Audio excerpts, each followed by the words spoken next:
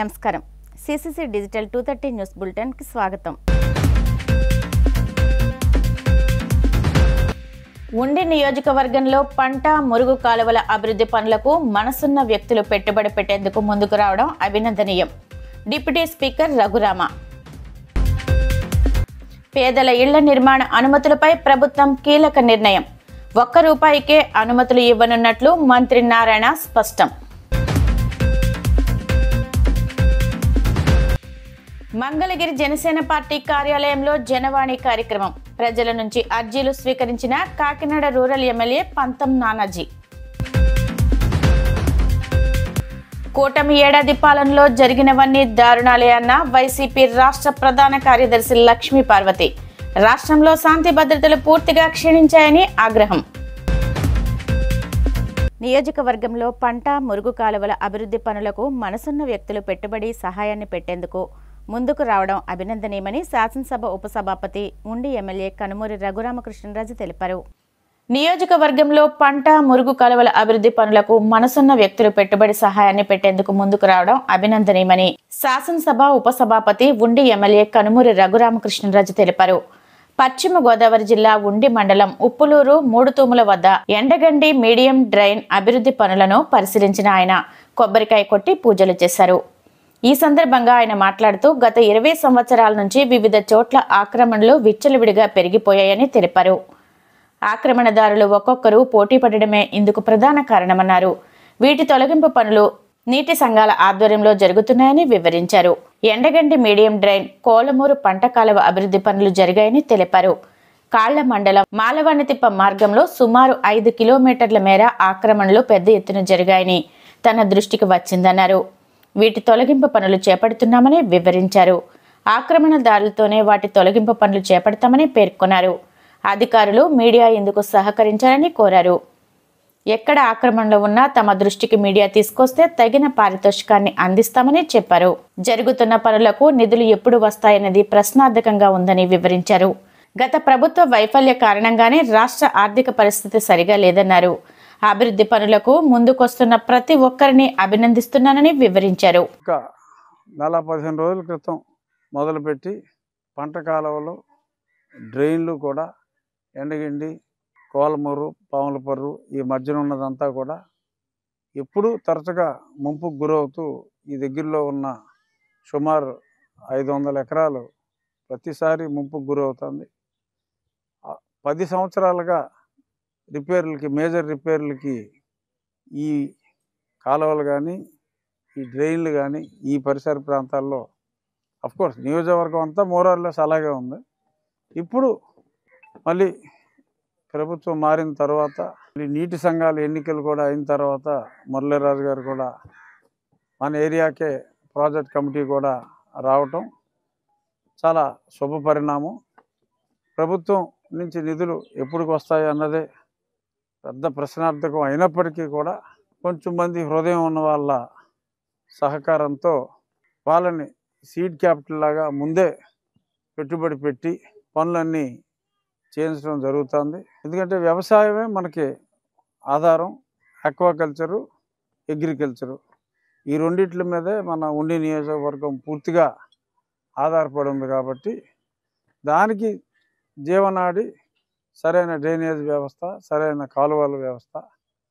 So ప్రభుత్వ పరిస్థితి ఎలా ఉంది అన్నది ఆలోచించకుండా ప్రజల సహకారంతో ముందుకెళ్తున్నాం.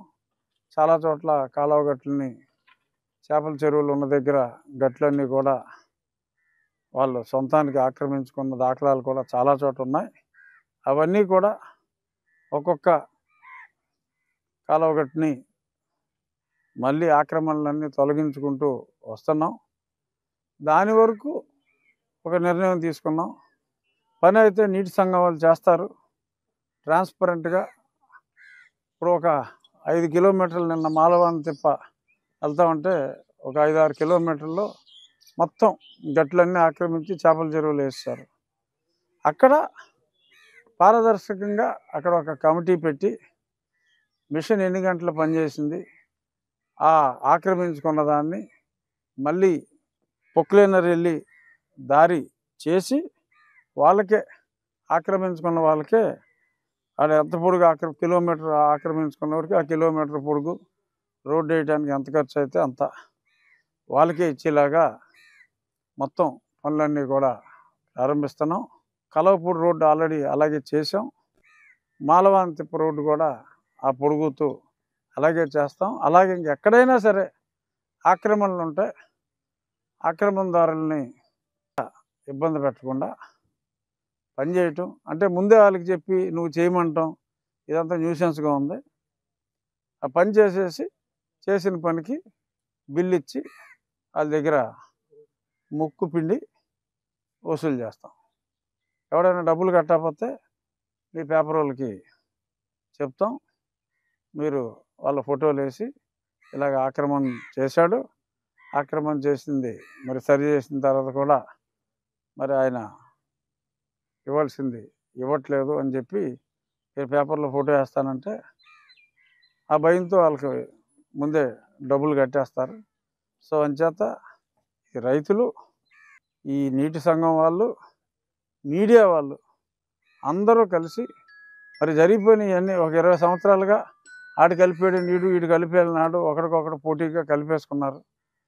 ఆ డ్రైన్ చేపల చెరువుల రైతులు మరి వాళ్ళు కలుపుకున్న దానికి రైతులు బలవకుండా ఉండాలి అంటే మొత్తం కాలువ గట్ల మీద డ్రైనేజ్ గట్ల మీద ఉన్న ఆక్రమణలన్నీ మీరు చూసుంటారు. చాలా చోట్ల ట్రాన్స్ఫార్మర్లు పెట్టేశారు, బండి వెళ్లకుండా గోడౌన్లు కట్టేశారు, ఇష్టం వచ్చినట్టు ఎవడిష్టం వచ్చినట్టు అక్కడ ఆక్యుపై చేశారు. అవన్నీ కూడా తొలగించే పనిలో ఉన్నాం. నేను నిన్న వెళ్ళినప్పుడు నాకు ఇవన్నీ కనపడినాయి. బట్ నేను అన్నీ తిరగటం సాధ్యం కావచ్చు కాకపోవచ్చు. కాబట్టి మెథడాలజీ అర్థమైంది. కాబట్టి మీ మీడియా వాళ్ళు మరి గతంలో కాలువల్లో కలుపుతున్న చెరువుల్ని బాగానే పట్టించారు, దాని మీద చర్యలు తీసుకుంటున్నాం గట్టిగానే. అలాగే ఈ కాలువ గట్లని ఆక్రమించిన వాళ్ళ ఫోటోలు కూడా మీరు మాకు ఇస్తే సో చాలా సంతోషిస్తాం. మీకు కూడా తగినంత పారితోషికం కూడా, ఎందుకంటే ఊరికే పని చేయించుకోకూడదు, తగినంత పారితోషికం ఆ గొడవన ఓనర్తోటి ఇప్పిస్తాం. అది కూడా ఆ బిల్లులో పాటు ఈ బిల్లు కూడా వేసేస్తాం. ప్రజలకు మేలు చేసిన వాళ్ళు అవుతారు. పేదలకు ఇంటి నిర్మాణ అనుమతుల ఫీజులు భారం కాకుండా ఉండేందుకు ఆంధ్రప్రదేశ్ ప్రభుత్వం కీలక నిర్ణయం తీసుకున్నట్లు మంత్రి నారాయణ తెలిపారు.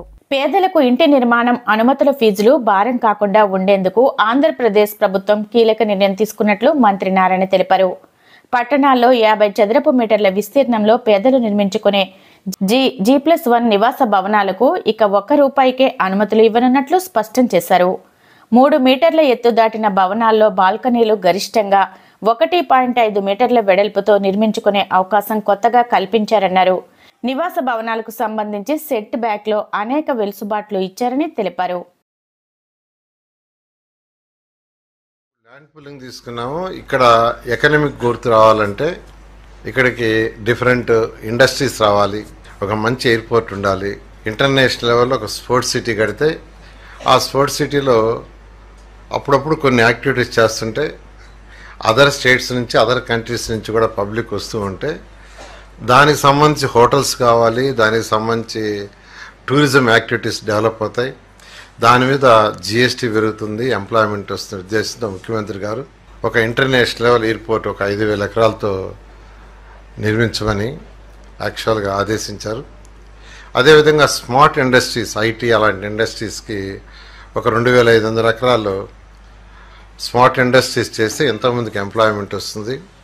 ఎంప్లాయ్మెంట్ వచ్చినప్పుడు ఆ ఎంప్లాయీస్కి కావాల్సిన, పిల్లలకు కావాల్సిన స్కూల్స్ కావచ్చు, హాస్పిటల్స్ కావచ్చు, వాళ్ళకి కావాల్సిన హౌసెస్ కావచ్చు, ఇవన్నీ కావాలి. కాబట్టి షాప్స్ కావచ్చు, ఈ ఏరియా డెవలప్ అవుతున్న ఉద్దేశంతో ఒక 2,500 ఎకరాలు స్మార్ట్ ఇండస్ట్రీస్, అదేవిధంగా 2,500 ఎకరాల్లో ఒక ఇంటర్నేషనల్ లెవెల్లో స్పోర్ట్స్ సిటీ ఆల్ యాక్టివిటీస్ ఉండేటట్టుగా చేయమని ఆదేశించారు. అంటే 10,000 ఎకరాలు కావాలి. 10,000 ఎకరాలు కావాలంటే మినిమం 40,000 ఎకరాలు మనం ల్యాండ్ పూలింగ్ తీసుకుంటే ఆ తిరిగి రైతులకు ఇవ్వంగా ఆ ఏరియా డెవలప్ చేయంగా ఒక 10,000 ఎకరాలు యాక్చువల్గా మిగులుతుంది. 40-45 ఎకరాలు తీసుకుని, ఎందుకంటే మళ్ళీ అది డెవలప్ చేయాలంటే ల్యాండ్ కావాలి. కనీసం ఒక 5,000 ఎకరాలన్నా ఉంటే తప్ప దాన్ని మార్టిగేజ్ చేసి చేయలేం. అందువల్ల ఒక 40-45 ఎకరాలు తీసుకోవడానికి నిర్ణయించాం. దానికి ఎమ్మెల్యేలకు యాక్చువల్గా ఇన్స్ట్రక్షన్ ఇచ్చాం, కలెక్టర్స్కి ఇచ్చాం, గ్రామ కమిటీలు పెట్టి నిర్ణయించమని. దాని మీద యాక్చువల్గా గ్రామ కమిటీలు పెడుతున్నారు. ఈ rules and regulations first notify చేసి ఆ తర్వాత ల్యాండ్ ఫిల్లింగ్ సంబంధించిన notification next month July ending లోపల నోటిఫికేషన్ ఇవ్వడం జరుగుతుంది. అంటే యాక్చువల్గా ఇప్పుడు ఏదైతే ఈ క్యాపిటల్ సిటీ 29 గ్రామాలంటే దానికి అనుకుని అటు నేషనల్ హైవేకి కృష్ణా రివర్ యువతల, తర్వాత ఔటర్ రింగ్ రోడ్ మధ్యలో, outer ring road west side వస్తుంది, ఈస్ట్ సైడ్ నేషనల్ హైవే, తర్వాత ఇటు పక్క నార్త్ సైడ్ కృష్ణా రివర్, ఈ మధ్యలో యాక్చువల్గా ఈ యొక్క క్యాపిటల్ సిటీకి ఆనుకొని తీసుకునేది నిర్ణయించాం. 2014-19లో 2015 జనవరి 1 నోటిఫికేషన్ ఇచ్చాం.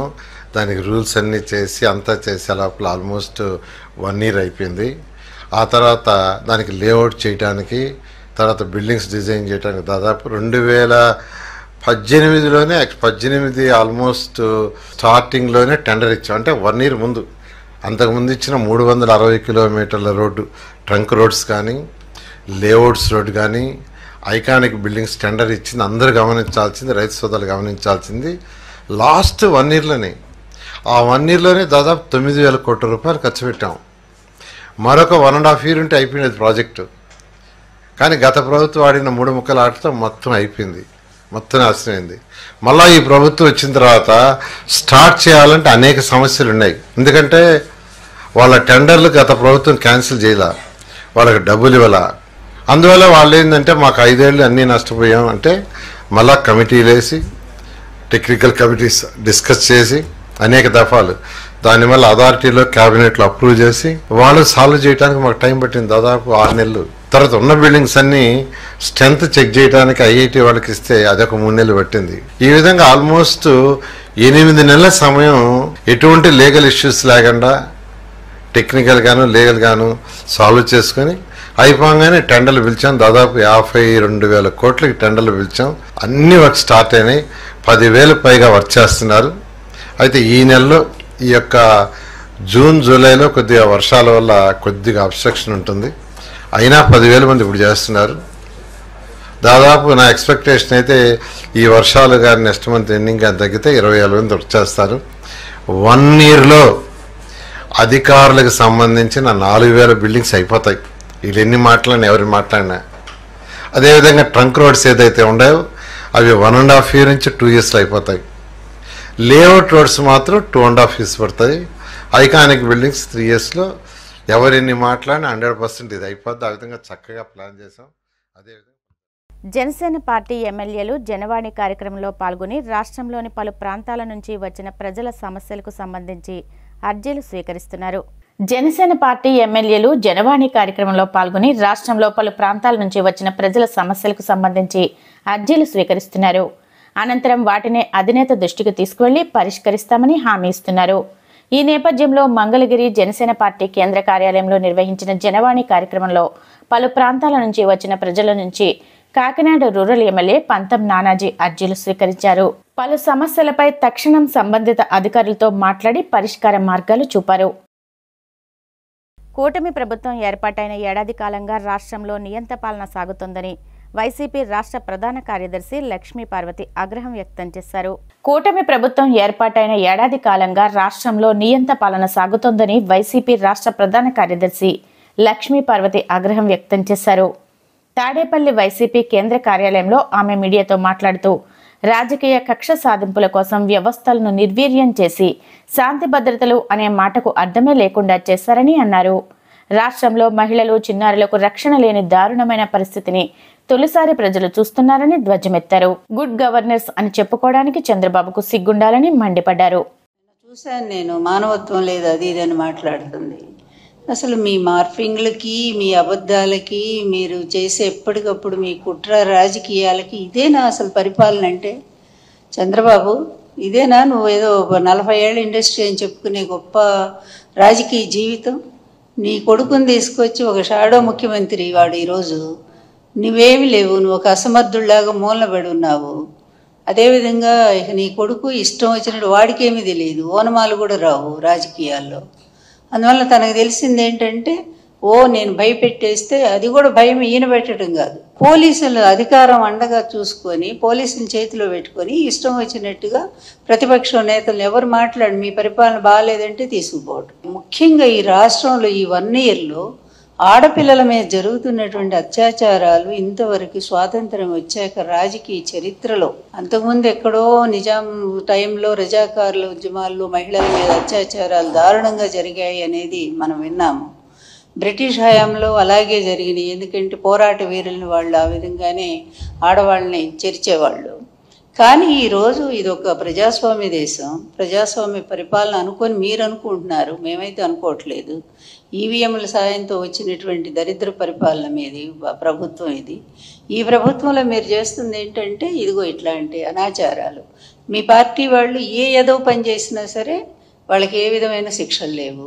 వాళ్ళు మహిళల్ని భయంకరంగా మరి మీ సోషల్ మీడియాలో ఇష్టం వచ్చినట్టు వాళ్ళ వ్యక్తిత్వ హననాన్ని చేస్తుంటే దానికి ఏ విధమైన శిక్షలు లేవు. కానీ సాక్షి మీడియాలో అనలిస్టు ఒక విషయాన్ని చెప్తూ దాన్ని మాట్లాడితే దాన్ని తీసుకెళ్ళి కొమ్మినేని గారికి అంటగట్టి అప్పటికప్పుడు ఆయన మీద కేసు పెట్టి తీసుకెళ్ళి, ఇదా మీ పరిపాలన, ఇది సుపరిపాలన అంటారా? మీరు నిజంగా నిజాయితీగా ఒప్పుకోండి, ఒక్క పాయింట్ అన్న నిజాయితీగా ఒప్పుకోండి అయ్యా మీ తండ్రి కొడుకులు.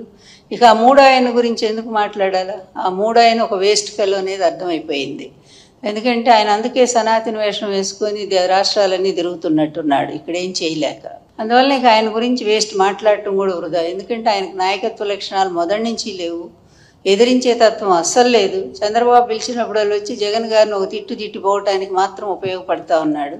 కనీసం మీ పక్కన స్థానం కూడా ఇవ్వనంత స్థితికి దిగజారిపోయాడు, అతను సంపాదించుకోలేకపోయాడు.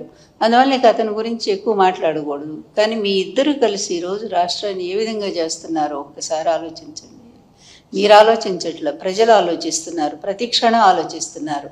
ఎందుకంటే శ్రీశ్రీ గారు అన్నట్టు మదమెక్కిన తురంగాలు అన్నట్టుగా మదం పట్టినటువంటి గుర్రాలు లేకపోతే ఏనుగులు ఇవన్నీ కూడా ఇష్టం వచ్చినట్టుగా ప్రవర్తిస్తూ ఉంటాయి. వాటికి ఉచ్చము నీచము జ్ఞానము ఏమీ తెలియదు. ఎక్కడ పడితే అక్కడ ఎట్లా పడితే అట్లా పరిగెడతాయి, అన్నిటిని నాశనం చేస్తాయి. ఈరోజు రాష్ట్రాన్ని నిజంగా గుడ్ గవర్నెన్స్ అంటే జగన్ గారి టైంలో ఒక పద్ధతిగా జరిగింది.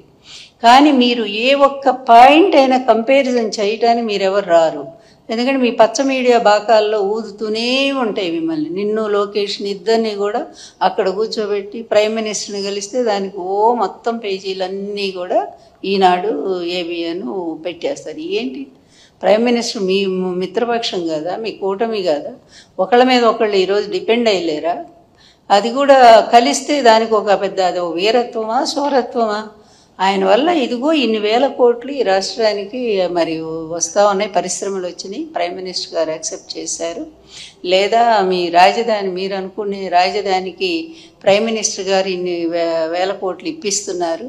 ఈ విధంగా అయినటువంటి వార్త అయితే నిజంగానే బాగా సాధించారని చెప్పుకోవటానికి. ఇంత సిగ్గుమాలిన మీడియా, ఇంత సిగ్గుమాలిన తండ్రి కొడుకులు, ఇంత పనికిమాలిన పరిపాలన. పశ్చిమ గోదావరి జిల్లా ఉండిలో ఎస్సీ బాలికల వసతి గృహం, బీసీ కళాశాల బాలుర వసతి గృహాలను జిల్లా కలెక్టర్ చెదలవాడ నాగరాణి ఆకస్మిక తనిఖీ చేశారు. పశ్చిమ గోదావరి జిల్లా ఉండిలో ఎస్పీ బాలికల వసతి గృహం, బీసీ కళాశాల బాలుర వసతి గృహాలను జిల్లా కలెక్టర్ చెదలవాడ నాగరాణి ఆకస్మిక తనిఖీ చేశారు. ఈ సందర్భంగా విద్యార్థులను వసతి గృహాల్లో అందించే సౌకర్యాల గురించి అడిగి తెలుసుకున్నారు. బాలుర వసతి గృహంలోని పలువురు విద్యార్థులు పలు సమస్యలను జిల్లా కలెక్టర్ దృష్టికి తీసుకువచ్చారు.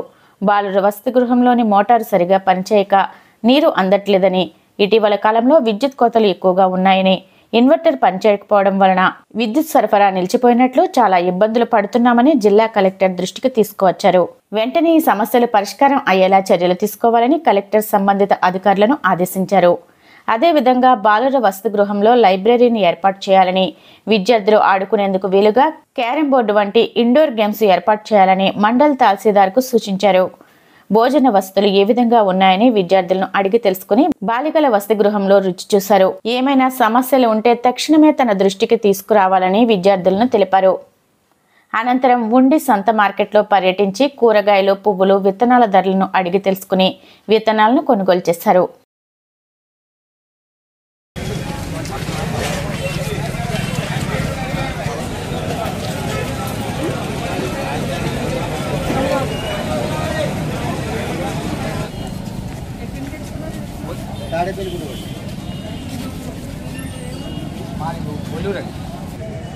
ఆయన ఇక్కడ ఉన్నాయి.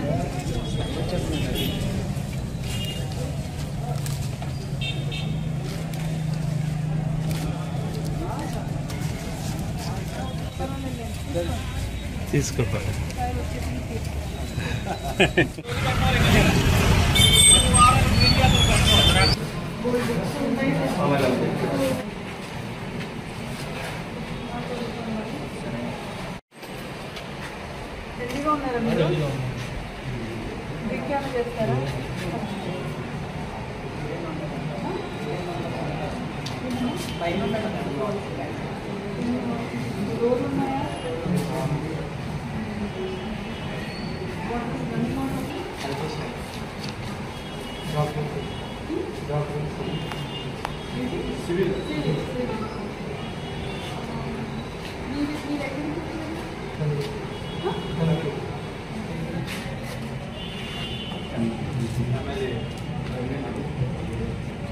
ఐఏఎస్ అధికారులు రాజుల్లాగా ఉద్యోగులు వాళ్ల దగ్గర పనిచేసే బానిసలు అనే ధోరణిలో వ్యవహరిస్తున్నారని ప్రభుత్వ ఉద్యోగుల సంఘం రాష్ట్ర అధ్యక్షుడు కెఆర్ సూర్యనారాయణ పశ్చిమ గోదావరి జిల్లా భీమవరంలో కీలక వ్యాఖ్యలు చేశారు.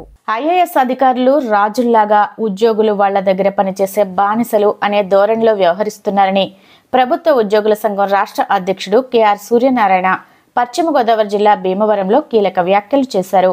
ఇవాళ్టికి ఉద్యోగులు అవమానకరంగానే ఐఏఎస్ అధికారుల వద్ద డీల్ చేయబడుతున్నారని ఆవేదన వ్యక్తం చేశారు. 190% ఐఏఎస్ అధికారులు విజిటింగ్ అవర్స్ మెయింటైన్ చేయడం లేదని, ఉద్యోగులను, ఉద్యోగ సంఘాలను కలవడం లేదన్నారు. ఒకవేళ కలవడానికి లోపలికి వెళితే కూర్చోమని మర్యాద చూపించడం లేదని, ఉద్యోగులను సహచరులుగా భావించడం లేదన్నారు. ఈ ధోరణి ఐఏఎస్ అధికారులు మార్చుకునేలా ప్రభుత్వం చర్యలు చేపట్టకపోతే రాష్ట్రంలో అధికారులకు, ఉద్యోగులకు మధ్య ఘర్షణ వాతావరణం నెలకొంటుందని, ప్రభుత్వానికి ఇబ్బంది కలిగించే పరిస్థితి వస్తుందని వ్యాఖ్యానించారు. ఆంధ్రప్రదేశ్ ప్రభుత్వము చాలా స్పష్టంగా మేము ఆంధ్రప్రదేశ్ ప్రభుత్వ ఉద్యోగుల సంఘం పక్షాన డిమాండ్ చేసింది ఏంటంటే, మొదటగా ఏ ఉద్యోగి ఎంత రావాల్సి ఉందో లెక్క తేల్చి వారి సర్వీస్ రికార్డులో నమోదు చేయండి. చేసిన తర్వాత వారి చెల్లింపుకి ఏదైనా ప్రత్యామ్నాయ మార్గాన్ని ప్రభుత్వం ఒక పథకాన్ని ఏదైనా రూపొందించాల్సిన అవసరం ఉన్నది. మనం ఎన్ని మాటలు చెప్పుకున్నా ఈరోజు ఈ 30,000 కోట్ల రూపాయలు, 40,000 కోట్ల రూపాయలు ఒక ఉద్యోగస్తులకి తీసుకొచ్చి పెండింగ్ బకాయిని తీర్చేటువంటి ఆర్థిక పరిస్థితి ఇప్పట్లో ఆంధ్రప్రదేశ్ ప్రభుత్వానికి అంతటి ఆర్థిక పరిపుష్టి చేకూరే అవకాశం లేదు. అలాగని ప్రభుత్వానికి ఆర్థిక పరిపుష్టి చేకూరే వరకు మరి రావాల్సిన ఉద్యోగస్తులు వేచి చూడమంటే వాళ్ళు చాలామంది పెన్షనర్లు చనిపోయేదానికి కూడా సిద్ధంగా ఉన్నటువంటి పరిస్థితి ఉంది. అందులో ప్రభుత్వం ఒక ప్రత్యామ్నాయ పథకం రూపొందించడానికి ముందుకు రావాలని మేము డిమాండ్ చేశాం. అందులో భాగంగా మేము చేసిన ప్రతిపాదన ఏంటంటే, కనీసం ఉద్యోగులకు ఎంత రావాలో ఇండివిజువల్గా అకౌంట్ లెక్క తెరిచినట్టయితే వారు నివాసం ఉండేటువంటి ఏరియాల్లో వాళ్ళకి ఆ ఊళ్ళో ఒక హౌసింగ్ స్కీమ్ని ప్రభుత్వం రూపొందించి గవర్నమెంట్ ల్యాండ్ని వారికి రావాల్సినటువంటి బాకీ మొత్తానికి తగ్గ దామాషాలు ఆ భూమిని కేటాయింపు చేసి ప్రభుత్వం వాటిని ఆ హౌసింగ్ కన్స్ట్రక్షన్ చేసుకోవడానికి ఇంట్రెస్ట్ని సబ్సిడైజ్ చేస్తే, బ్యాంక్ ఇంట్రెస్ట్ని కనుక గవర్నమెంట్ ఆ ఇంట్రెస్ట్ కంపోనెంట్ని సబ్సిడైజ్ చేస్తే మరి మోడల్ కాలనీస్ డెవలప్ అయ్యేటువంటి అవకాశం ఉంటుంది. తద్వారా ఊర్లు కూడా ప్రతి ఊర్లో పట్టణాలు డెవలప్ అయ్యి ఎక్స్పాండ్ అయ్యేటువంటి అవకాశం ఉంటుంది. కేటగరైజేషన్, రేషనలైజేషన్ నిరంతరం జరిగే ప్రక్రియ, అడ్మినిస్ట్రేటివ్ ప్రక్రియ, ఉద్యోగుల సర్వీసులకు సంబంధం లేదు. అంటే జనాభా ప్రాతిపదికనో లేకపోతే ఆయా శాఖల వాళ్ళు నిర్వర్తించే అవసరాల ప్రాతిపదికనో ఒక్కో సచివాలయంలో గత సంవత్సరంలో ఎన్ని దరఖాస్తులు వచ్చాయి, ఏ శాఖ ఎన్ని అటెండ్ అయ్యారన్న ప్రామాణికం ఏదో తీసుకుని దాన్ని కేటగరైజ్ చేస్తారు. A grade, B grade, C grade అని. ఆ గ్రేడింగ్ని బట్టి ఎంతమంది ఉద్యోగులు ఉండాలో నిర్ణయిస్తారు. అంటే ఒక కేటగిరీ ఉద్యోగికి మరో కేటగిరీ ఉద్యోగి ఎలా ప్రత్యామ్నాయం అవుతాడని ఆ నిబంధనలు రూపొందించారో నాకైతే అర్థం కావటం లేదు. ఉదాహరణకి రెవెన్యూ శాఖలో విఆర్ఓ ఉంటాడు, విఆర్ఓ విధులు వేరు, జాబ్ చార్ట్ వేరు.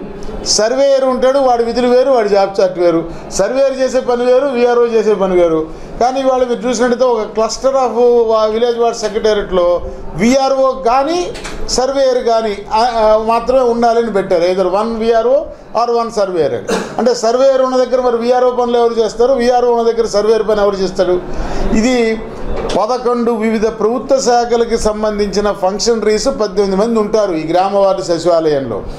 ఈ 11 ప్రభుత్వ శాఖల అధినేతల్ని ఓ దగ్గర కూర్చోబెట్టి అసలు వాళ్ళతో ఒక సమన్వయ మీటింగ్ పెట్టిన తర్వాత ఈ ప్రక్రియ చేపట్టుంటే బాగుండేది. ఇంతవరకు అసలు అటువంటి ఆలోచన ఎక్కడ జరిగినట్టుగా కానీ, ఒక సమావేశం జరిగినట్టు కానీ ఎక్కడ మీడియాలో కానీ ఎక్కడ కూడా చూసినటువంటి పరిస్థితి లేదు. పోనీ ఉద్యోగ సంఘాలతో ఏమైనా సంప్రదించి విధానాన్ని రూపొందించారంటే ఎవరిని సంప్రదించినటువంటి పరిస్థితి అయితే కనబడటం లేదు. రెండోది, ఏ శాఖ ఆ శాఖ స్వతంత్రంగా నిర్ణయాలు తీసుకుని వ్యవహరిస్తుంది. ఇది కామన్ పూలు, ఏ శాఖ ఆ శాఖ నియంత్రణ. దీంతో ఒక అయోమయం గందరగోళం నెలకొని ఉంది. కాబట్టి నేను ఆంధ్రప్రదేశ్ ప్రభుత్వ ఉద్యోగుల సంఘం పక్షాన యావత్తు గ్రామ వార్డు సచివాలయ ఉద్యోగులందరి యొక్క అభీష్టం మేరకు తక్షణం ప్రభుత్వం ఈ ఆన్గోయింగ్ బదిలీల ప్రక్రియ నిలుపుదల చేసి, ఇప్పుడేం భూమి బద్దలైపోదు, కొంపలు అంటుకుపోవు. ఈ 30వ తారీఖులోగా ఆ విలేజ్ వార్డ్ సెక్రటరీ ఉద్యోగులను బదిలీ చేయనంత మాత్రాన ఇంత తెచ్చి వాళ్ళు నియామకం అయింది. అంతా కలిపి 5 సంవత్సరాలు పూర్తి కాల. 5 ఏళ్ళలో ఇంకొక 6 నెలల పాటు వాళ్ళు అదే చోట పనిచేసినందువల్ల వచ్చే ప్రమాదం ఏంటి? పైగా ఏ ఒక్క ఫంక్షనరీకి నిర్దిష్టమైన జాబ్ చార్ట్ ఇవ్వలేదు. మరొకసారి సంప్రదింపుల ప్రక్రియ చేపట్టి 11 శాఖల అధినేతలతోనూ ఆ 11 ప్రధాన ఉద్యోగ సంఘాలతో సంప్రదింపులు చేసిన తర్వాత ఈ అయోమయం లేకుండా బదిలీ అనేది శిక్షగా మారకూడదు. బదిలీ అనేది ఉద్యోగికి మరింత ప్రోత్సాహం కలిగించేటట్టు, ఆ కొత్త ఊళ్ళో మనతో ఉత్సాహంగా వాడు పనిచేసేటట్టు కల్పించేటట్టు ఉండాలి తప్ప ఈ ఎందుకు వచ్చిందిరా బాబు అని వాడు దాన్ని శిక్ష కింద భావించే పరిస్థితి తీసుకురావద్దని ప్రభుత్వానికి అప్పీల్ చేస్తా ఉన్నాను. వార్తలు ముగించే ముందు ముఖ్యాంశాలు మరొకసారి.